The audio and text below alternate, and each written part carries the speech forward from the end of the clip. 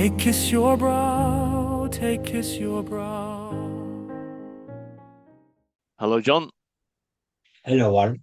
So today we're going to talk about Daniel O'Connell. Daniel O'Connell was born in Cahersiveen, County Kerry. He came from a wealthy Catholic family. He was educated in France. He trained as a barrister and he founded the Catholic Association in 1823 to campaign for Catholic rights. He mobilised support for the Catholic rent, small donations from ordinary people to fund everything.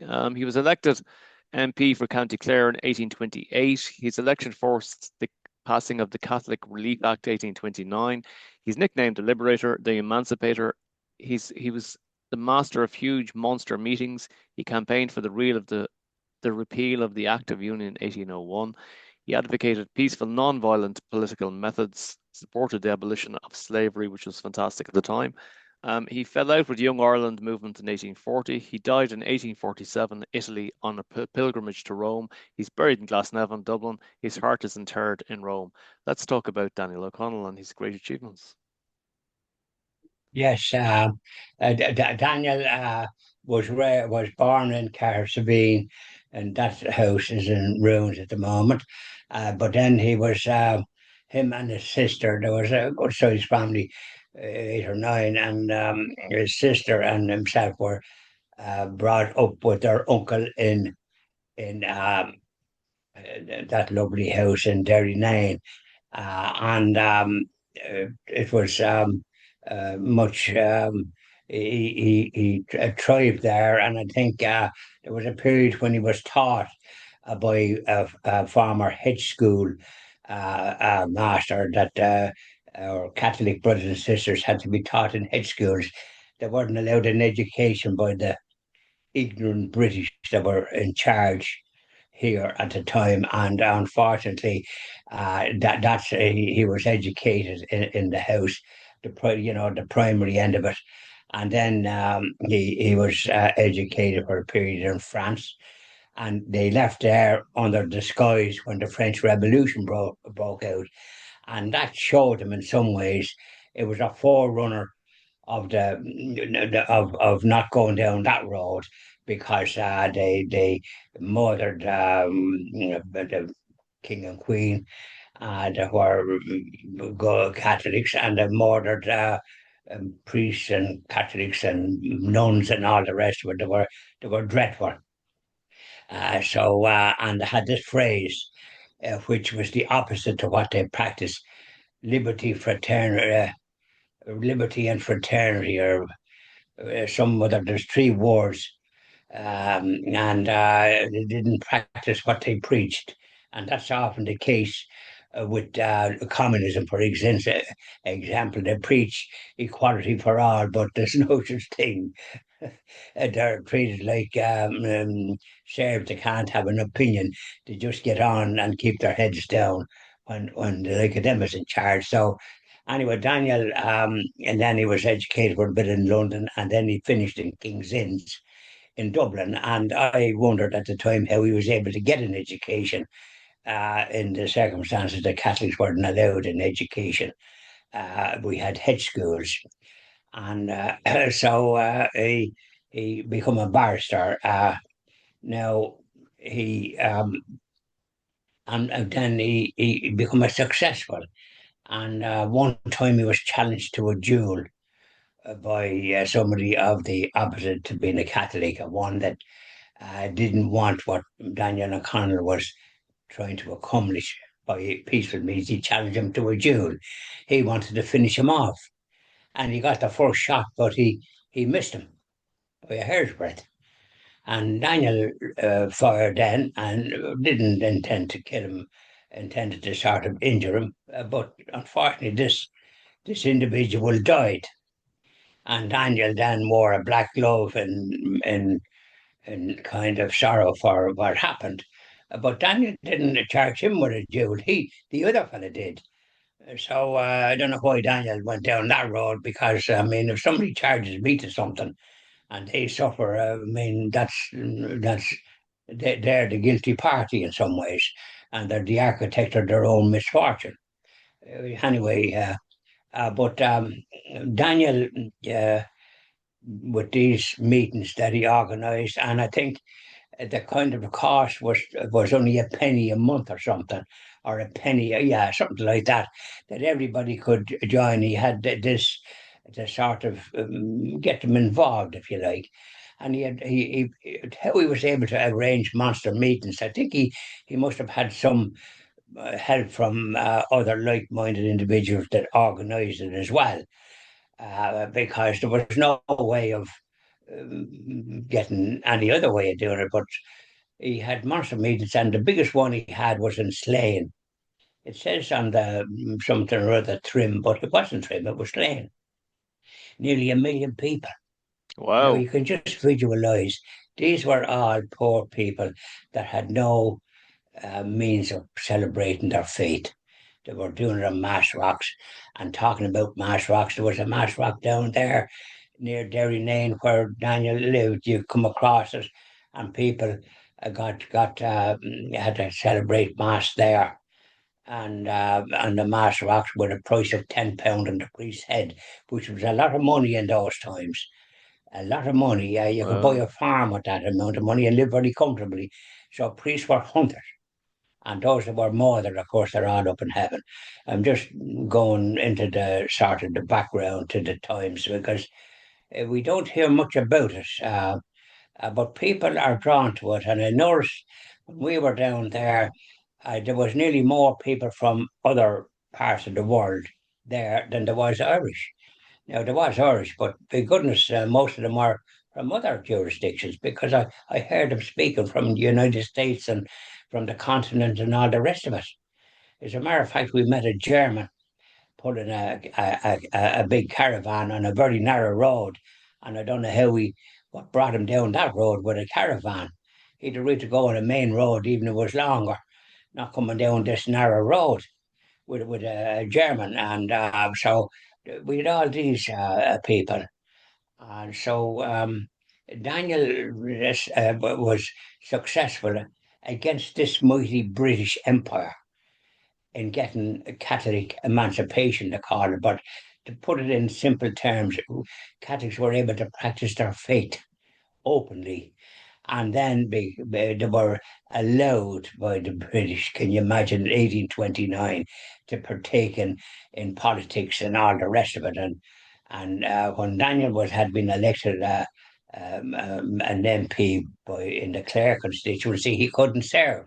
But then he was able to serve in Britain, and he did a good job. But he was outnumbered by the other ones that were nearly anti-Catholic, and I think the evidence of that come about when we had the famine, only about 10 or 15 years after Daniel Connell got the freedom for people to practice their Catholic faith. We had the famine in which over 1 million of our brothers and sisters died of starvation because they could they lived their land had been taken off them and they were living in hovels. God help them. And when the potato crop failed, which it did, and it did in Scotland as well, and they died there too because they were neglected. And some of them jumped off cliffs and committed suicide. But the Irish died of starvation, and priests and all those that helped them in their last rites on this earth, they're all up in heaven. God help them. And so I mentioned that, and I mentioned also you saw quite a bit when you were down there. I think you saw a funeral. What was that? Yeah, so what I decided to do was I decided to explore the beach because it's supposed to be the most beautiful beach in Ireland. And of course, that's what I seen. It is actually the most beautiful beach in Ireland. And I've been to quite a few. So on the beach, there's an abbey, an old, I think it's called Ahamore. It dates back to about the 6th century, you know. And so there was a beautiful. Was there a monastery or an abbey?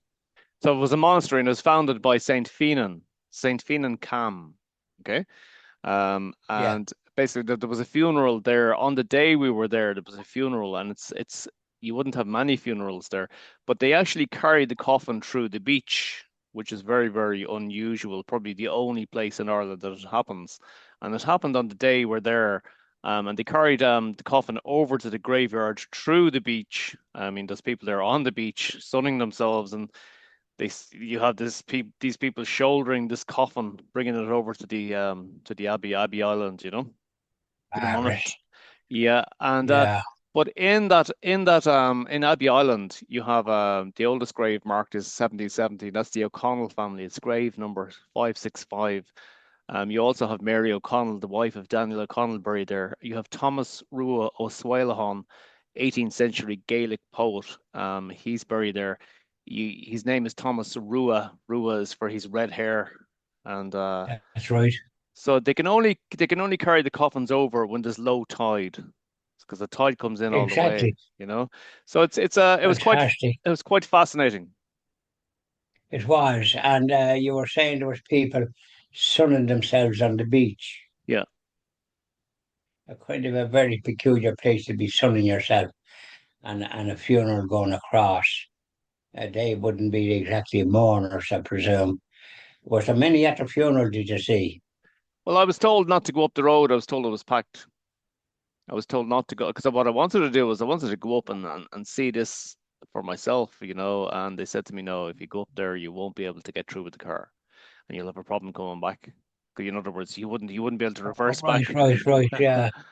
Yeah. So you were prevented. It would have been a good thing to see, because that was a very unusual thing. And the reason, obviously, that particular person was buried there is that grave would be that graveyard is only is be closed to average person. But if ancestors was buried there, you're entitled to be buried there, and the person that died and was buried there must have had a wish to be buried there among his ancestors. So there's a story there, and I'd love to know the name of the person that died on that particular day when we're there. I must look it up somewhere on RIP or something and find out who the name of the person was Yeah, well, that was buried there. I think what we'll do is maybe do another video on the beach itself. I mean, I'm going to show a few photographs, obviously, in this video, but the thing is that the beach is just spectacular. And I think we'll do a video on the Abbey. I'll be going back there someday soon, and we'll cover it again anyway. Lovely, yeah. Well, when I was there, I visited the house, and I think you did too. And I found the bed that he died on that had been donated by the police in Italy, wherever it was, in France or whatever, Genoa, I think. And that it was that the bed that he died on is up in the bedroom. And so I said a prayer there for the happy repose of his soul. And now Father had Mary, God be the Father. And I visited and I saw the lovely dining room, which was quite marvelous to see the size of it and the big containers where they must have had the food and that. And so it was very good. His wife Mary, unfortunately, was born in Dublin, and while the beauty of the Derrynane escaped her, she apparently lived in Lincoln City. I think that I would find that not to my liking.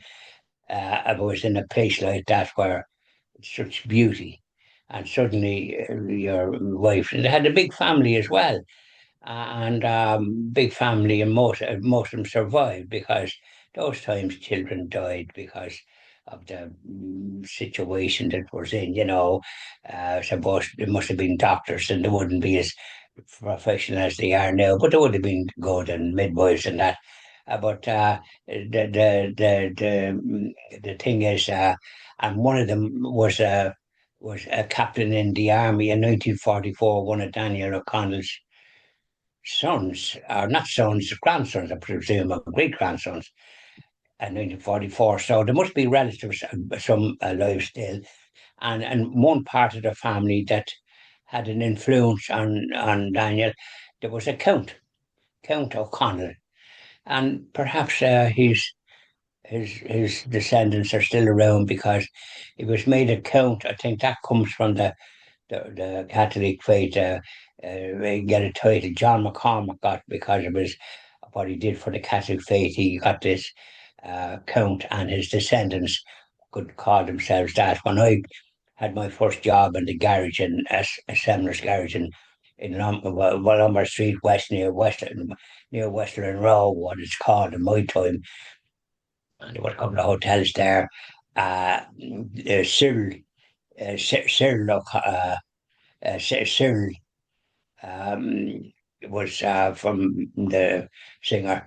You know, he was had a garage that dealt in Rolls Royces and Bentleys, and he used to be down. They used to get some of their stuff serviced with us down below. So I met him a few times. There was two of them in partnership up in Fitzwilliam Square somewhere. There was a garage there, and it's like certainly, and that's what we put the Vatican, and it's it passes down to the eldest son in as Carlton said, the family doesn't die out. And I think Daniel O'Connell's uncle, that was a great help, was a count. So Okay. between all the business of that and the sort of chapel, Daniel got a chapel built there that the family could be in and neighbours. So Yes. that was a great addition when we got to Catholic Emancipation. He built a chapel. So in my book, Daniel O'Connell should be considered for sainthood for all the good that he did and the fact that he got that against the might of the British Empire, that he got the Catholic faith, that we could practice that here after getting it in mass rocks. And we when we have our television station, we'll be we this priest still celebrate mass and mass rocks once a year in memory of our ancestors, and we will have that to show that as well, because people are not made aware of these things. It's like as if it's swept under the carpet all the harm that the British did to the country, and Daniel Connell has to be congratulated by Irishmen for the rest of our lives and the generations coming after us for what he did. Because otherwise we were, can you imagine getting mass and mass rocks in all weathers and the priest Yeah. saying mass and £10 on his head and you starving, only living on potatoes. So it's all this when I consider all that kind of thing, we won't be hiding it under a bushel. We'll be bringing it out to the light. Very good. And did you see inside in one of the rooms inside in the house, there's a piano, and it was given to the nuns in 1840 by Daniel O'Connell. Did you see that? What'd you say there, Albert? There was a piano. There was a piano inside the house. Did you Oh, yeah, notice? yes, Okay. So he I gave did. he gave the nuns a piano in 1840, and I tried Did to he? I tried to play it, but unfortunately it doesn't work. Aye, and then how did it wind back in the house? I don't know. There's a plaque on it, and it says presented by Daniel O'Connell, the Liberator, to this convent shortly after bringing the nuns here in 1840. So he brought nuns there, it appears. There you are. So he did so much good that we don't realise. And I saw a small film there that was a few people at it, and the man that I spoke to, who turned out to be English, is the Board of Works looks after it. And so I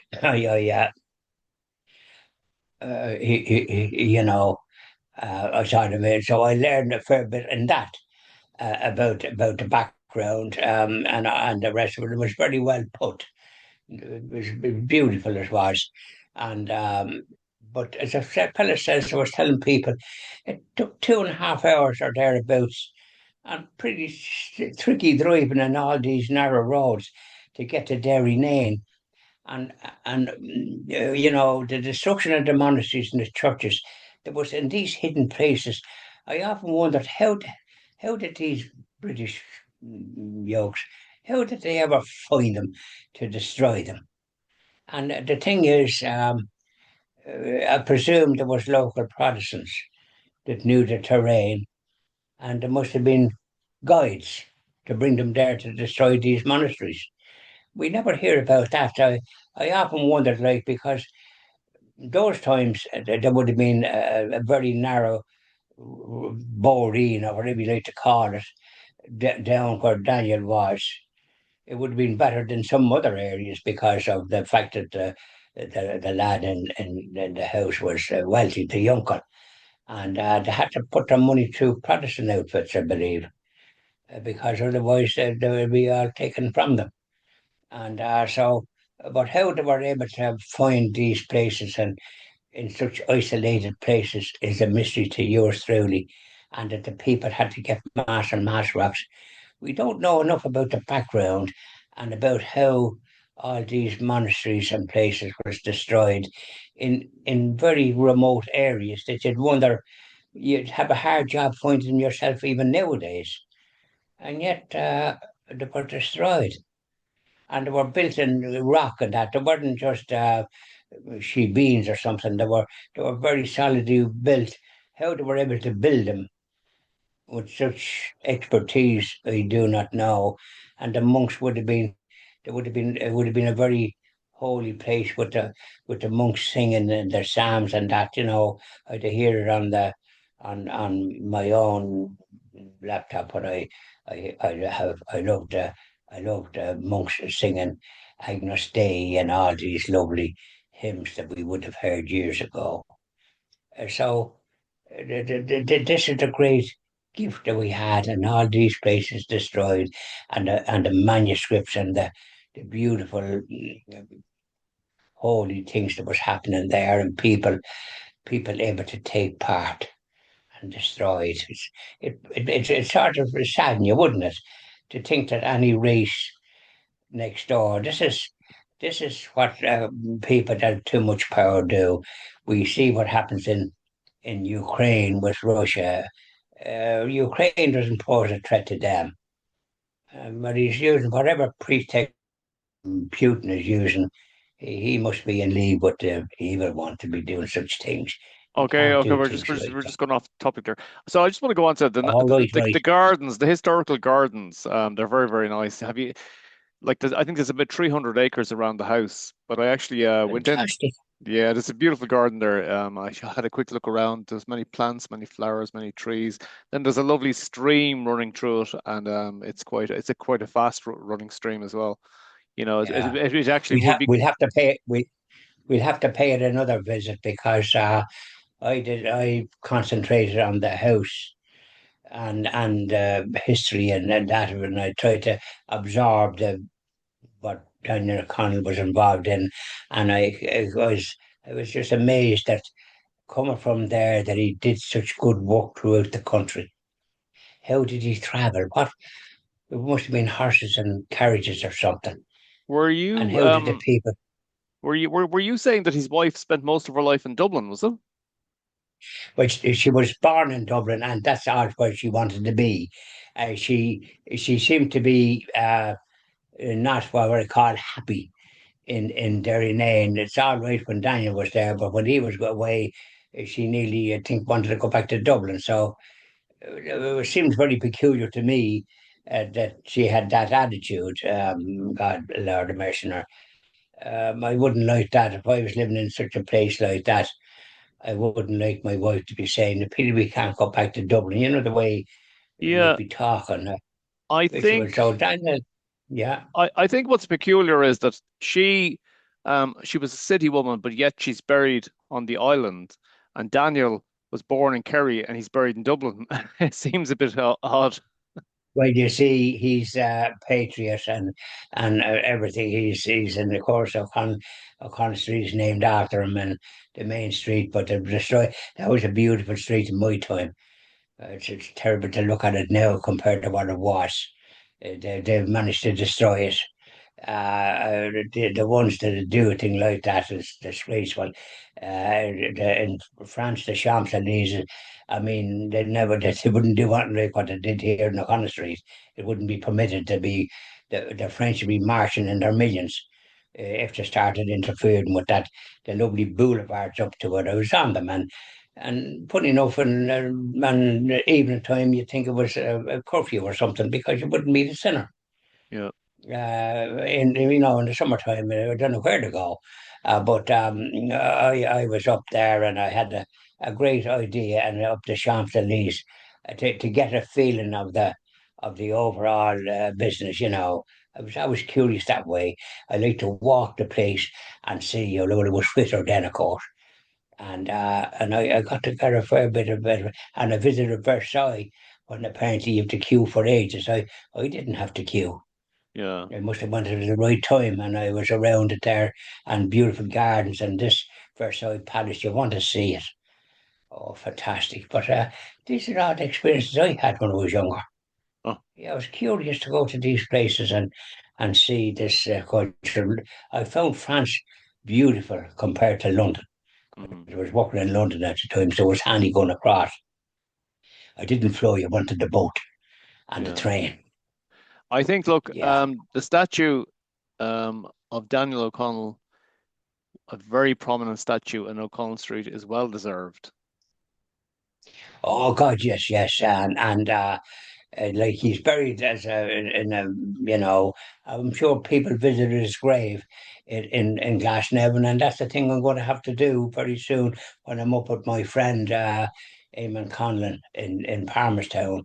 I have to visit few places. I intend to visit Christchurch Cathedral and St Patrick's, which were originally Catholic cathedrals, and they should be returned to the Catholics. They were taken during the period of the persecution. So there you are, Oliver. We can I digress sometimes, but it's Daniel O'Connell that is the main main man, and I think he should be going on for sainthood. And when we get going with the Christian TV station, we'll be pursuing that Daniel O'Connell and Monsignor Hugh O'Flaherty. I don't know Very if good. he's venerable at the moment, but there should be no problem with them being saints for all the good work that they did, and many another individual. We mustn't have much influence in the Vatican because we'll certainly be promoting that cause for Daniel O'Connor. Thank you very much, John. Good Kerry, man. Okay, thanks very much, Albert. Thank Bye you. now. Oh no.